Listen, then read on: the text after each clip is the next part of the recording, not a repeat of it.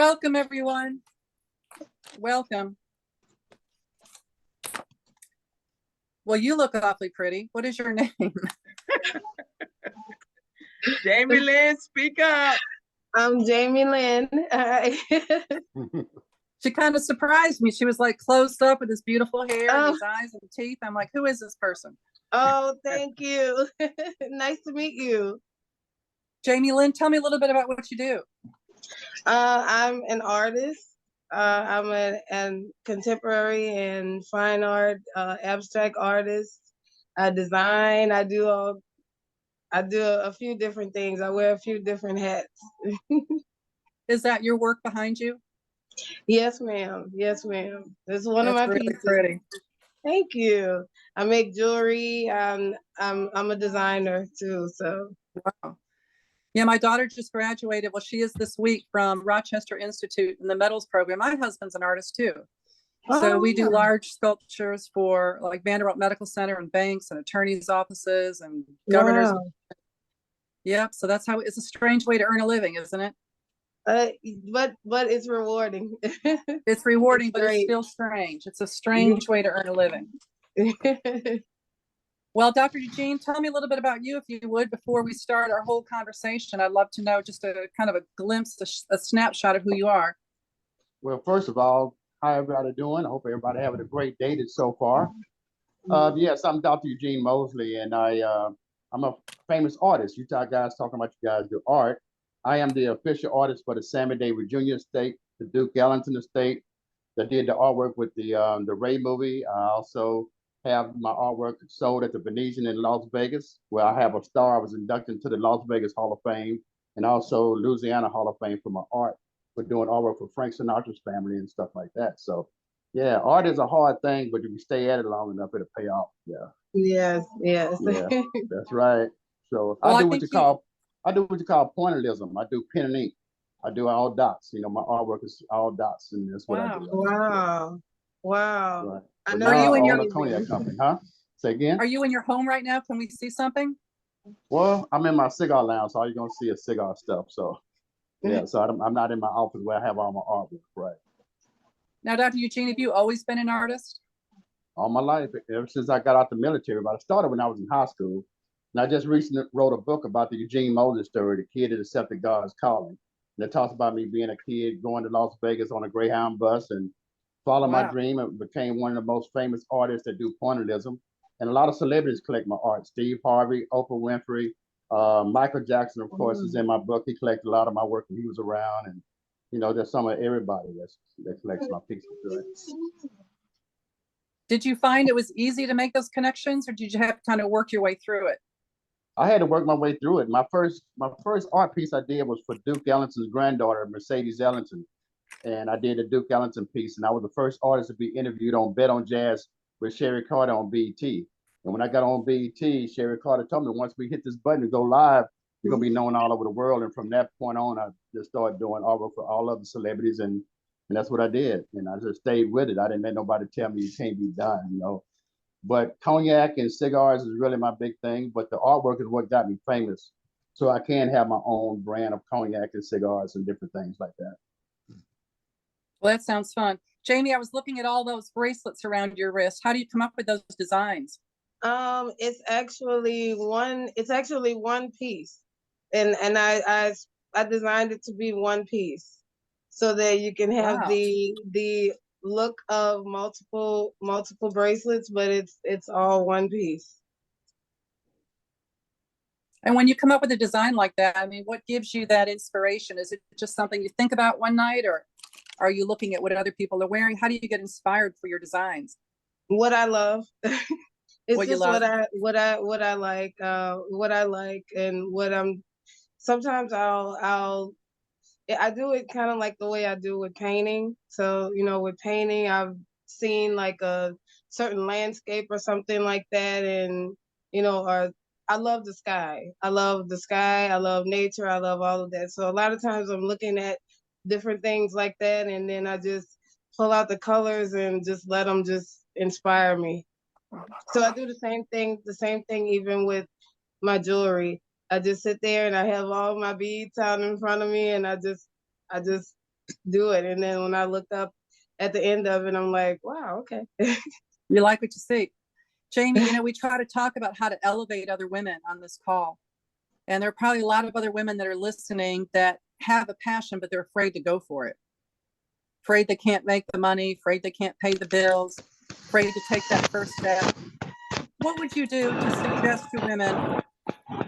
How do they take that first step, Jamie, in going after their passions without being paralyzed by the fears of maybe not earning enough money in the beginning? How would you suggest that women do that? That's funny that you asked me that, because I had that struggle. I had that struggle years ago. You just have to just believe in yourself and just step out. Just do it. Just step out. And I know a lot of a lot of people may feel like, well, how do you just step out? How do you just do it? You just have to go beyond what you're feeling at that time. And you just have to just know that you can do it. It has a lot to do with faith too. It does.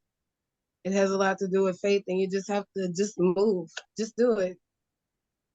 Do you have words, Jamie, that you speak over yourself to keep you going? And would you have other words of wisdom that women can say to themselves? Like I was coaching a guy this morning who worked for Xerox for I don't know how many years, and he was laid off, and he still has some words about shame and not enough. And I keep telling him that what you speak over yourself is actually what's going to happen.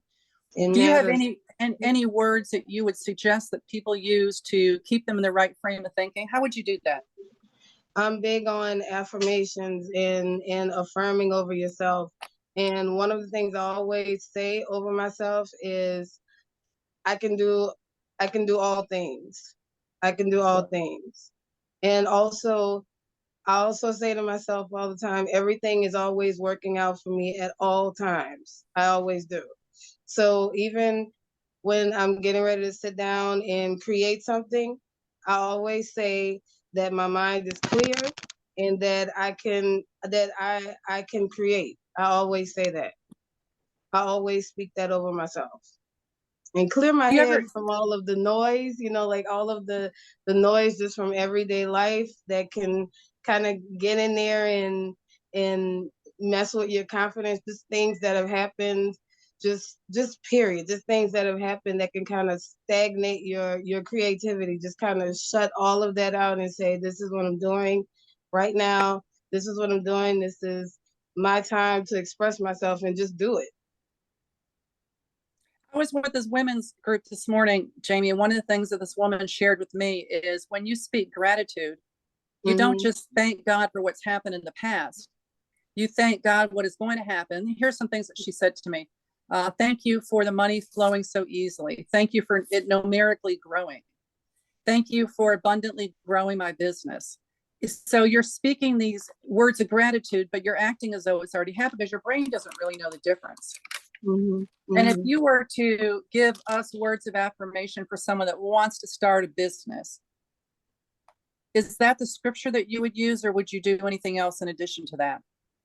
What did you do the first time you felt nervous, but you went ahead, you were worried? I mean, Joyce Meyer likes to say, do it afraid, get control of your mind. That's why she wrote that bestseller, Battlefield of the Mind, is because we tend, I know I do, even as a business strategist, to at times be fearful that something may not work out. And so you can actually speak your fears into existence. You can. And I know there's so many women on this call that want to do something, but can't seem to push that button. What can you share an experience with us where you had that momentary bout of fear and how you overcame it?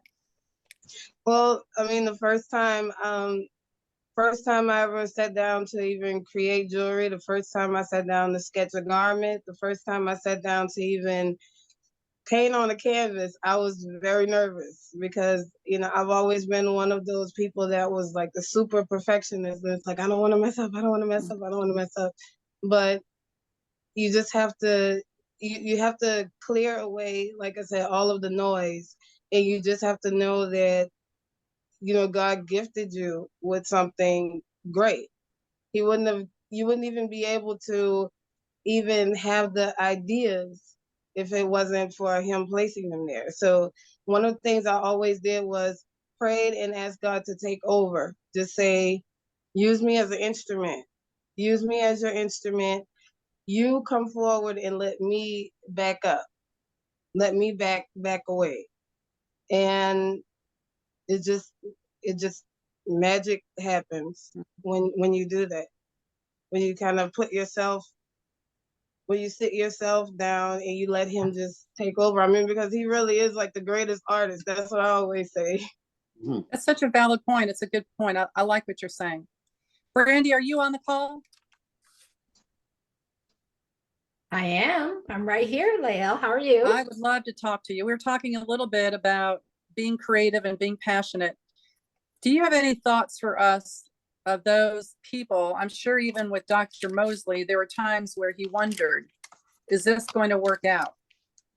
And how do you get past the point of wondering and still doing? How do you encourage women to go for it? Well, I have to piggyback off of Jamie. You know, you just have to put it in front of you, what you want to accomplish. Let God be the orchestrator of what you're doing and understand your purpose for doing it as well. I mean, I'm sure when Jamie creates jewelry, she doesn't create it with just herself in mind. She creates it with that woman in mind or that girl in mind. And if she does men's jewelry, with that man in mind. And I think as long as you create with the end person or the people that are going to be able to enjoy those pieces in mind, you can't fail. You just put your heart and soul in it, let God orchestrate it, and you can't fail. God doesn't fail, so you can't fail. That's my thought. That's definitely true. Dr. Mosley, you mentioned someone that said to you that it's going to blow up. It's going to be incredible. Did you have any challenges prior to that moment when your work was exposed to the world? But before that point, did you have those moments of doubt? And if so, how did you overcome it? Well, the first thing, I like what she was saying about staying focused and what you're trying to do. The hardest piece of artwork I had ever had to do was recently, about 4 years ago, was for the Frank Sinatra's family. Now, my thing for keeping me relaxed and keeping everything out of my head is I do pointillism, I do realism art. My art had to look just like the person. I mean, exactly.